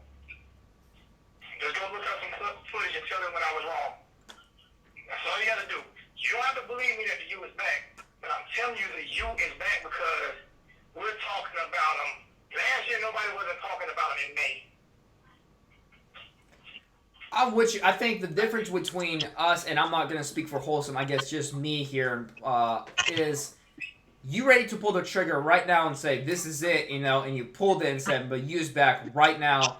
No scoreboard need to tell me that. I see it in the makings in my years of, being a Kane fan, watching football, my knowledge. This is it right here. I know it. And you're pulling that trigger. To me, don't have as the experience and the foresight and knowledge to pull that trigger and say, bam, I can say it right now, because I've had moments, and I'm not saying that they're the same guys, but, getting hyped about the new coach and being golden or Rick, whatever, being, yeah, this is it, this is the energy, this is the hype, and then being let down so much. And I'm not saying that... Neither one. Didn't want Rick. Didn't know where the hell Al Golden came from. And I did not want Rick at all because, to me, you bring in a losing mentality. You brought in. I'm not saying I was not pulling on like Rick was my number one guy, but when I saw the press coverage of Golden and his first speech in his first year, without proving anything, and we talked about this before in the show, like the level that I was hyped on and leveled up, I was like, this is it. ESPN 30 for 30 Part 3, this is it. And it wasn't. And that's why, because of that, I'm hesitating really hard to pull the trigger on this one right now. Right now. And I think that's us, maybe Wholesome's, he's nodding his head. It was Golden's fault for not firing D'Onofrio. But also, I don't know what, the budget was horrible. Thomas Salado was giving out no money. Randy Shannon got the less money out of every coach in Miami history. He got zero money. Absolutely. Absolutely. I don't know what the staff budget was, but I can tell you this here. If Al Golden had Manny Diaz as defensive coordinator, he'd probably stay on the job right now. Oh yeah. We had a chat and said that. Yeah, we brought that up earlier. Yeah. Especially with James Coley and his offensive coordinator and recruiting, them together would have been great. To me, the loss against Clemson when Rick kicked the field goal, so we didn't get shut out, was worse than the loss that Al Golden took 50-0. Because we were losing 34-0 or something like that, and if they got their eighth string in, and you decide to kick a field goal just so you don't get shut out, that was a Mitch move. That was a real Mitch move. That was a punk move, as you know. To this day, I would rather have 0 points than to kick that field goal. I feel At the end of the game. I feel you. I don't know though. Like that Clemson game, that 60 was a tough one though. That beating was just, but it was less humiliating because you just knew like your program's in the wrong place. Rick thing was like that's just the wrong decision. One of my toughest games was this past season, and seeing when we had our first loss and coming back and like talking to all my friends, buddies like, so where's Miami? I thought like this is it and whatever, and me telling them, I don't feel like our players lost that game. I feel like our head coach lost that game. Every game we lost last year. Huh? Our head coach lost every game we lost last year. Yes, and I'm gonna let y'all guys go back to y'all show. I'm gonna come back and enjoy it. But I just wanted to give my definition of the U being back. To me, the U being back starts from leadership. And if you guys do not know who Julio Frank is, if you guys are not familiar with him, go Google this guy. I think he spent 10, 15 years at Michigan. And he's from Mexico. If you know what I'm talking, you'll think he speaks no English. But he is passionate about football. And he wants nothing but the best for Miami. And I hate it when people say, well, we didn't use facilities back in the day. Well, damn it, they didn't have lightning delays back in the days neither. We didn't have dots on radar. We didn't know what lightning was. So they was able to practice and all that. But them ended up facilities in the class. Believe me, I'm telling you. I'm not saying game one. I'm almost promise you game one. But I can promise you, All right. Hey, Zoe, I appreciate you giving in your thoughts and telling us how it is calling in, man. I appreciate you engaging, man, and always your support. Thanks, man. Enjoy y'all, boy, man. Y'all be good, man. All right. Peace Appreciate out. it. Definitely. Woo! It's some Canes over here. Man. Whew. Alright. Paul, I gotta hear your thoughts though. What's the blueprint? What's the plan? What is that mind thinking of this domination you? What's it gonna take? You know, I definitely do see Lonzo's point a lot. You know, I definitely do see how the U is back. You know, you have that offensive coordinator, that great offensive mind in the game of football. Then you have Coach Diaz, the great defensive mind who has a top 5 defense in the country with a great up-and-coming defensive coordinator in Blake Baker. I do see depth and a lot of talent at a lot of positions. But there's 2 positions that still need to show me something, guys, and that's offensive line. This is not, by any means, a BCS bowl game offensive line, guys. An offensive line is a key to your offense, okay? This is a very weak offensive line, and I think we're 1 or 2 injuries away at certain positions of being very vulnerable, and it can get very scary. And the moment, as a team, we don't fall back on injuries and they're not really hurting us at positions, that's when you have that national title caliber team. But until then, look, God forbid we get 1 or 2 injuries at cornerback, 1 or 2 at offensive line, 1 at linebacker. It's scary, guys. It can get real scary if the backups don't come through. So we'll see. We'll see what happens. Okay. All right, I get what you're saying, and like Rick kind of had that demeanor, like he said, like, oh yeah, we're only gonna be good, like, because and this SEC, it's only how good your number 2s are, you know, that's the only way we can win this, and I just need some time to get that to going, and then you didn't see that him being so passionate and pushing for all those players, and Diaz is doing that, like, he's like, oh, transfer portal, hit me up, yeah, we have some great starters here, but I don't care, we need to have competition on every level on our 3s, this is, you know, unacceptable, this is Miami, and I'm with you. But I guess we're on the train of we're not pulling the trigger yet. We got to get this proved. We got to get this proved. And the lack of depth is your biggest concern. Yeah, it's a good thought that you bring up. Definitely. We're there. We're right there. I just think Clemson is a monster. Now, don't get me wrong, guys. If the ball gets rolling, and whoever we name at quarterback shines this season, it's going to be a good game in Charlotte. But keep in mind, Trevor Lawrence is a beast. Keep in mind, he's probably the best quarterback in college football in the past 5 years. He's a very good college football player. And I think he's going to be the number 1 overall pick in his draft class. Oh, yeah. He kid is phenomenal. I watched him in Cartersville because that's right next door to me in high school. And I was like, oh, my gosh. This kid, wherever he's gone, he said Clemson. I was like, man. They just had Deshaun, and they're getting this guy. And I knew, like, straight up, I knew Kelly Bryant was there, and I was like, but look, this kid is at a different world. But I didn't think he'd get put in the first year. I was surprised, and that just tells you how Dabo is. When he sees talent, he's going to say, prove it to me that you can beat out the top guy, and he barely edged him out, and he said, you didn't make a wrong decision, got him a natty for it. I don't know if Kelly Bryant is still there, that Clemson has the natty. And, yeah, I feel you, man. But that kid... And I believe Lawrence has to stay for 2 more years. Because of his year age and all that. He was an early enrollee.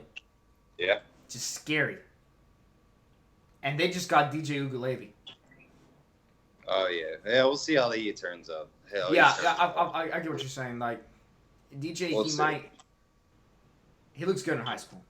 Look, Clemson can't play for a national title every year. You know, they have trouble staying focused because they can lose to the Pittsburghs, the NC States, the Syracuse randomly. So they do have trouble staying focused throughout the whole season. They had the stability of their defensive guys staying around for that year that I think when they said they declared that they're not going to the NFL draft, I said Clemson's in the natty. That was the point when I was like, they're going to be at the end of it. Because when you have that kind of mindset given from those players,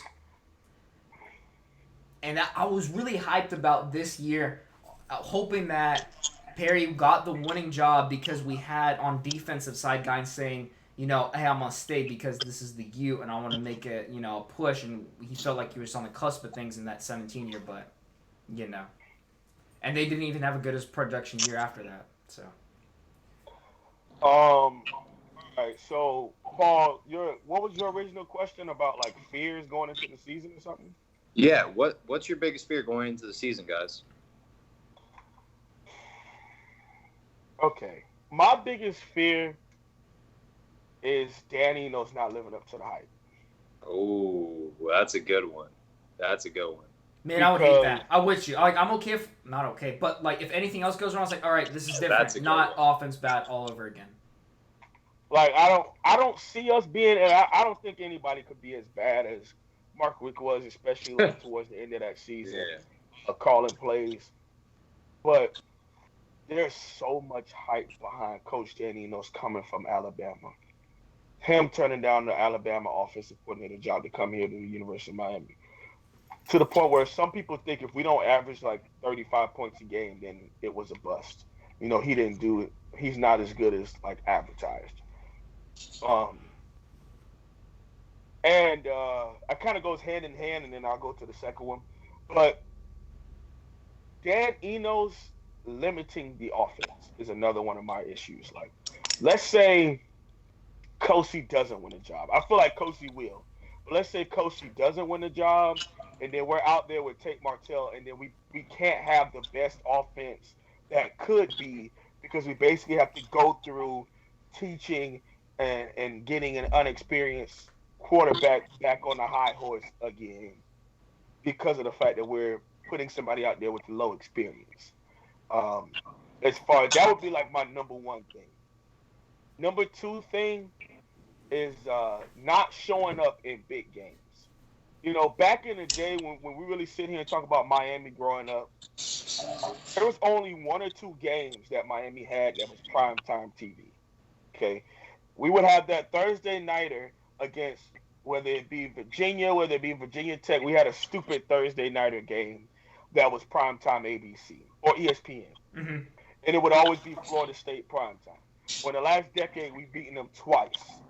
And neither one of those two wins were in primetime sections. Those were in 3:30 kickoff games. So my biggest thing is like, we get this stage. The LSU game, that was a national opportunity to show people that we may not be back, but at least we are feasible. At least we are worth turning on the TV and seeing on national TV. And we got embarrassed. And it wasn't about the points being put up because they put up majority of their points the first half and a lot of damn field goals. They only scored 3 touchdowns, a whole bunch of field goals. Mm-hmm. But it was the fact that we looked like we didn't even freaking belong on the field on national TV. We got embarrassed. And to the point where the only thing they could talk about was the damn uniforms we had on.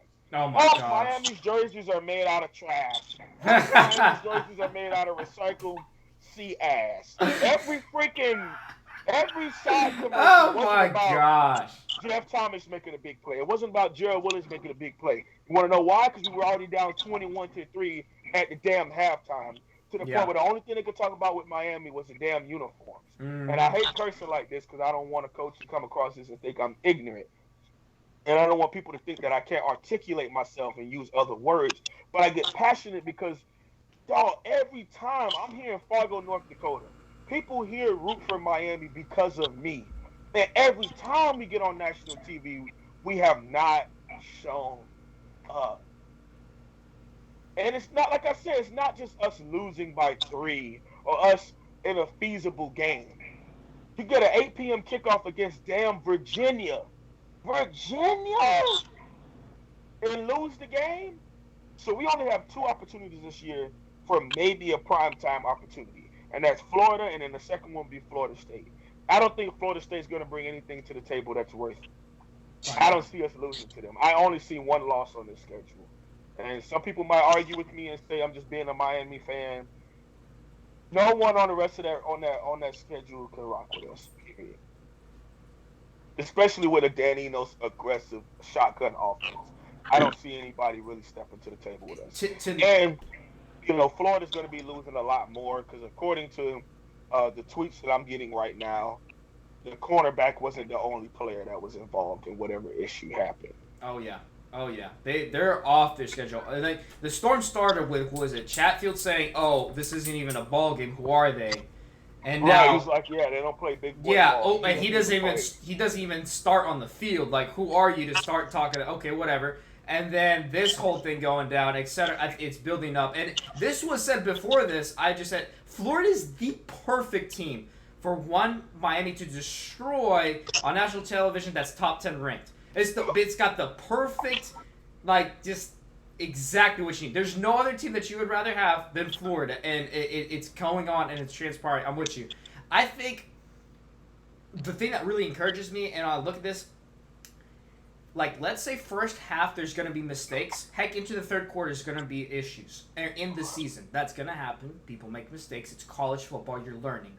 I feel like the staff that we have put together right now will know how to either A, address those issues, or B, say, you're accountable, you didn't make that, you didn't correct it, next man up. I don't care if this is Peyton Matocha. If all y'all are throwing 3 interceptions and I give y'all opportunities, then, like, they're not gonna stick with, like, you know, and be arrogant. They're gonna say whoever gives us a win, they're putting him on the field, you know. And I feel like that's gonna be addressed a lot better than it was previously. So because of that, I'm hoping, like you said, we're not gonna be like looking like we don't belong on the field. We're gonna be competing. We're gonna have at least an attitude and urgency, because that third stringer is going to have all the attitude and urgency. You give him that opportunity. He doesn't care if the scoreboard says 40-0. All right? So the first string and second string better play and never get there. And I think the staff is going to keep that huge accountability for sure. Yeah, my biggest scare is if our offense is the same old story over again. And it's like, okay, fine, like, change the scheme, switch the players around, whatever, but the production value isn't there. The drop passes continue. The offensive line keeps getting obliterated. The running back gets injured, and we can't have another one step up and actually be... That's my scariest thing. Because, like, there are worse things that could happen. Like, let's say our linebackers got injured and were really bad, and now we start losing games because of that. But to me, it'll take a harder hit because I'm just sick and tired of hearing about this offense not being where it's supposed to be and seeing the talent and ability that the players have. Now, like, I don't mean to hop in front of you here, Paul, but my thing is, like, being a former lineman on both sides of the ball, high school and in college, the biggest thing that gets under my damn skin is a wide receiver on scholarship or being paid hundreds of thousands and or millions of dollars in the NFL and do not catch the football. That just makes me want to put a fist through the TV, dog. And I get it. It's not as easy as people think. Just like Michael Irvin pissed me off when he said, all you got to do is I'm big, he big, we just stand in front of each other and bump chest. That's not blocking. It's not that easy as people think. Okay? But when you are getting paid millions of dollars to run a route as fast as you can and look a football into your hands, whether somebody is on you, whether it's PI or not, you're a professional at it, or you're close to a professional at it.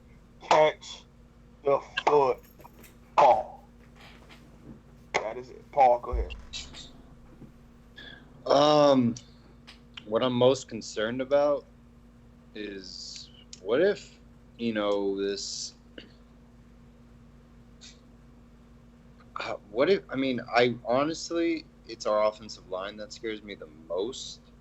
Also, I feel like it's a broken record, but I want to stay away from cornerback. But what if our safeties? You know, what if our safety, like Gervin Hall, isn't the hype? It's Robert Knowles in there. Amari Carter's still kind of the same. Bubba Bolden. But what if he's not as good as advertised? You know, what if these transfer portal guys aren't good as advertised? You know, that's probably my biggest concern, and injuries. You know, I'm pretty confident in this team besides offensive line. You know I sound like a broken record, but I honestly think our offense is there, except for one department, and that's the offensive line. And I don't know why Coach Diaz isn't aggressive in getting graduate transfer offensive linemen for 1 year. I don't know why, because there's a couple out there. There's one from Illinois and Rutgers that can play immediately. I don't know why. So maybe he's seeing. I don't know. I don't know what it is, but we'll see. We're about to hit 2 hours. Let's summarize it. But yeah, we'll go for it, Wholesome. I think that Tommy Kennedy scared him so much. Oh. I thought that too. I believe that that's the reason why he's kind of folding back. Like, all right, I would much rather us invest in the men that we promised recruiting, invest into the families that we told we would take care of their son. Because the one time we took a step out and brought in guys like, is it John Brown, number 70? I can't think of his first name. George Brown. George Brown from LSU. Complete trash, utterly sucks. Ballware. I forgot. I think he was a transfer from Tennessee or something like that. He's from Tennessee. Absolute horrible. Never started a game. Never had a meaningful step at the University of Miami. Now, the third time's around. First time, shame on you. Second time, shame on me. Third time, I'm an idiot. Okay? You bring in a third guy, Tommy Kennedy. He was a All-American FCS left tackle. And then he comes to Miami and he's a third-string center. Like, you get to a point where it's like, yo, dog, we gotta develop these men. I understand we're getting close to the 2-hour mark, and I'm gonna give you one more flip off and snap real fast, and then I'll shut up and go back into my corner. The University of Miami has to come to an understanding all the way from the president, just like Zoe brought up earlier, from the president all the way down to the walk-ons, from the walk-ons all the way down to the water men and women, to the grannies that give them oatmeal in the morning, to the kids that come to the practices. It has to be a mindset that we have to get back to W's. I don't care if you just broke your neck. I don't care if you just had a family death. I don't care if you didn't get the scholarship offer that you wanted and you just had to come to Miami and show out. When you put on this when you go out there for us, put it on the line and play like it means something to you. When we sat here and talked about the guys on defense, the top guys on offense, all three of us can honestly say that there's only a couple people we could say went out there and played like the U meant something to them. We can't say that every man on the offense and every man on the defense played like this U meant everything to them. You can't say that. And now we're back to that point to where we're bringing in guys who truly want to be Miami guys. Like I always say, give me a 80-man roster of 3-star Miami-Dade guys who give a damn about the University of Miami instead of 5 stars from anywhere else. I would take that. Because they're going to go out there and put on for their city. They're going to go out there like Trajan Bandy and catch an interception and throw the 305 up. Why? Because it means something to them to play for the U, for Miami, to represent us on a national stage and win the big games. It's not like, I'm going to Miami just because, Florida really didn't want me or Florida State didn't have space for me. So I'm going to Miami. So I'm done. I just had to get that out. Preach! I got me fired up when I saw that D is putting in his new recruiting staff, and they said, so what do you look for in a player? And he said, basically, I said, I don't care about his stars. I care about his passion and love of football, and if he's a Miami guy. That's what a Miami guy is. If you have passion in football, you're a Miami guy, and we'll look you up. So the recruiting guys that we're picking up, fans or people just in general looking on the side saying, 3 stars or whatever. There's more to the story. There's more to the story of why. There's always more to the story, and I want people to realize that there's always more to the story when it comes to this recruiting thing. Because even when we won 10 games, there were reasons why we didn't have a top 3 recruiting class instead of a top 8. You feel me? Mm-hmm. We miss out on the top 5-star guys. But the big thing that I have noticed in watching these guys go to the next level is the level of effort that they're going to give for us. Okay? You got Corn Elder, who was a 3-star running back, and you got Tracy Howard, who was a 5-star corner, who had the better Miami career, who act like they actually gave a damn on our field. Mm-hmm. Wow. Take that home with you, kids. That was free. Paul, your ending statements and nail on the head. Going into the season, the quarterback room will change. We will have a starting quarterback at Miami that will have a successful season. I guarantee you that. Look, just give us average 28 points a game offensively, and we will win 11 games. Hands down. Hands down. Just give us 28 points. That's it. Score 28, you'll win the game. Now score more than 28, okay, you'll it's confirmed. Just average 28 points a game, and we'll be fine, guys. Once again, let's stay healthy, and we should be fine. I really do think so. I think Florida's in for a rude awakening because I think they don't know what's coming. I really do. Yeah, they don't know that I'm flying from Fargo, and if a fight breaks out, I'm hopping from the top shelf, and I'm running on the field, and I'm biting the gator in the face. If I don't get a coaching job, I'm sorry. But there you go. I'm ready to fight. All right, y'all. It's been real. It's been good.